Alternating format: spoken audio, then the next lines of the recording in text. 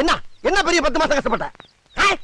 உள்ள ஒரு இருட்டு, ஒரு லைட் கிடையாது, ஒரு ஃபேன் கிடையாது, ஒரு ஏசி கிடையாது, கரண்ட் படுக்க ஒரு பெட்டு கிடையாது, பேச்சு துறைக்கு ஒரு ஆள் கிடையாது, தவிச்ச வாய்க்கு தண்ணி தர ஒரு நாதி இல்ல. சரி நம்மளா போய் குடிச்சு தொலைவனு பார்த்தாலும் ஒரு செம்பு கிடையாது. என்ன பெரிய கஷ்டப்பட்ட? கண்ணை கட்டி காட்டுக்குள்ள விட்ட மாதிரி வடக்கும் தெரியாம கிழக்கும் தெரியாம சிறைச்சாலையில கிடந்திருக்கேன் நான். அது எப்படி கிடந்தேன்? அப்படியே 10 மாசமா குரங்கு மாதிரியே இப்படியே குத்த வச்சே உட்கார்ந்து இருந்தேன். எங்க 2 நிமிஷம் நீ குத்த வை பாப்போம். குத்த வை. என்ன வச்சு எவ்வளவு ஜாலியா இருந்த நீ? நல்லா 10 மாசமா ஒரே விளாக்கல்.